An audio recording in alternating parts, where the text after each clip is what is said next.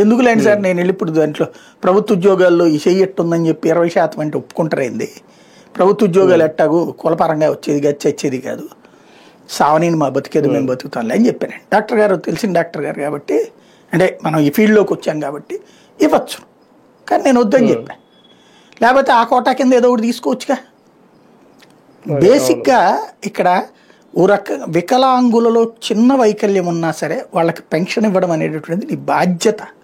చేతనైతే చెయ్యలేదా నిశ్శబ్దంగా మీరు అన్నట్టు అబ్బో అసలు అద్భుతంగా ప్రజలందరూ సుఖ సంతోషాలతో ఉన్నారు, ఎగిరి గంతులు వేస్తున్నారు, వాళ్ళు అసలు ఈ దేశంలోనే ఇది అద్భుతం ఆంధ్రప్రదేశ్ అనుకుంటున్నారని సంబరం చేసుకుని మన భుజాలు మనమే తట్టుకుందాం. బట్ మాట్లాడక ఏది 1,00,000 తీసేస్తాం అంతే, తీసుకున్న వాళ్ళందరూ దొంగలు, ఆ మాట మాట్లాడకండి.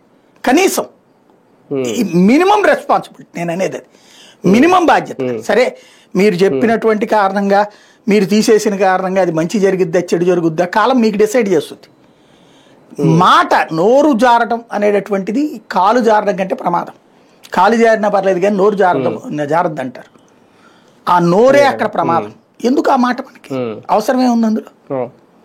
లక్ష్మణ్ P4లో మీరు వినే ఉంటారు, చంద్రబాబు నాయుడు గారు ఒక మాట అన్నారు. ఆ మాట నేను తప్పు మంచిదే, ఎవరో మనం తీసుకెళ్ళిపోము, మనం సంపాదించేంత ఇక్కడే వదిలేసి వెళ్ళిపోతాము, మానవత్వంతో ముందుకు రండి, మీరు 10 కుటుంబాలను ఆదు